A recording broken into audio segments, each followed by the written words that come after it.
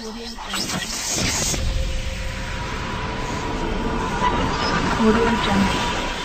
Audio Jungle.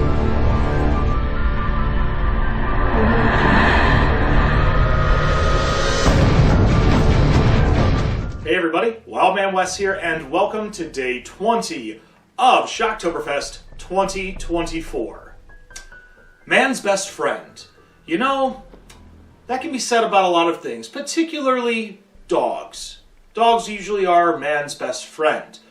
But we're not going to be talking about dogs today, about being man's best friend. What if, just what if, man's best friend at some point in the history of the world was the undead? That's right, folks. Today we're going to be talking about 2006's Fido. Okay, this movie is not necessarily a full-on horror film. It's a dark comedy. And because it deals with zombies, I'm going to consider it a horror film. So, that being said, let's get right on into it. So, the movie takes place in this random universe that's quasi-1950s, 1960s, where the zombie apocalypse happens, and eventually these zombies are being either cremated or put into the ground and hit with concrete. However, there was a man who decided that why not, instead of putting zombies in the ground, concrete, or cremate, what if we could control them? Make them do things for us, serve us, and feel valued in society. So he made pretty much shock collars that just go around the zombies and keep them from biting people. Well, the story circles around this young boy who's a little afraid of zombies, doesn't really know what to do about them, and eventually his father, with his ego, decides, well, you know, you need to put your pride aside, and, you need to, zombies are bad, zombies are bad, you can't do them. But his mother, though, his mother wants to be just like anybody else in the neighborhood, have a zombie of their own. And the little boy's father gets freaked out because, with his ego, the reason why he's so afraid of zombies is that he had to kill his father after he became a zombie. So he's got a little bit of his own personal issues, which is understandable. After a little while, the boy is trying to get his zombie to play catch with him and have some fun. Well, unfortunately, they come across the mean old lady in town, and Fido's shock collar comes off, and he bites her.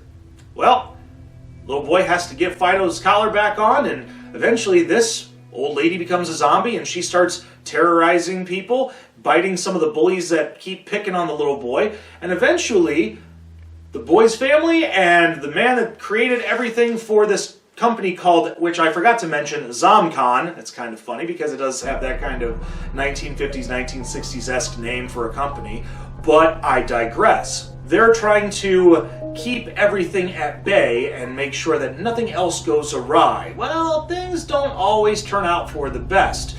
The boy's father ends up just kind of going AWOL, and, well, eventually his mom creates a bond with the zombie as well, and amongst the rest of the neighborhood. Everybody lives happily ever after in the end, but not necessarily, well, no, not everybody. Some of these people, including the boy's father, yeah, you know what? Screw them. They get the bad ending. Let's just put it that way. So I know I kind of gave this review a little bit of an abridged version, but that's kind of what I've been doing lately, because I'm aware that, with a lot of the viewers, sometimes after 10 to 15 minutes, y'all get bored, and I get that. That's why I just want to hit the bullet points. And you know what? This is what we're doing. We're going to talk about what I like and what I don't like about this film. Now, I'm going to start off with what I like. I love the dark humor. I love the concept of zombies with shock collars not biting people and the possibility of technology going wrong. I get that humor because you sit there wondering, when's it going to happen?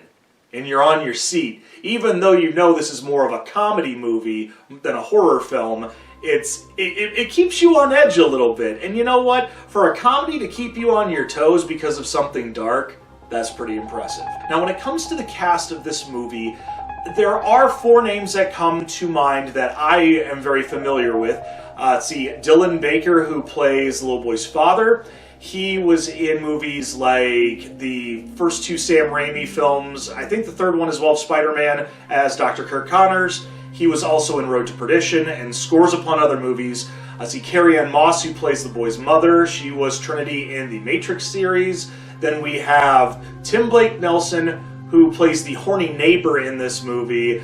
He was in quite a number of films. The one that I remember personally is Oh Brother, Where Art Thou, as well as another minor role in the movie Warm Springs that was on HBO regarding FDR.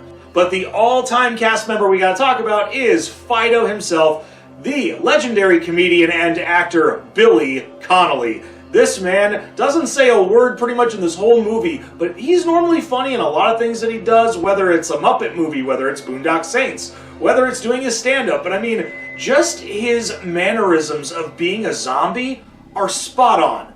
And even when he's smiling, I mean, it's very reminiscent to Howard Sherman's Bub from 1985's Day of the Dead. There's a lot of just facial expressions that he relies upon to get his energy across, and I love it. I mean, and plus it adds to that dark humor. Okay, now it's time to talk about what I don't like about this film. I guess you could say there's a few things. I wouldn't say it's timing.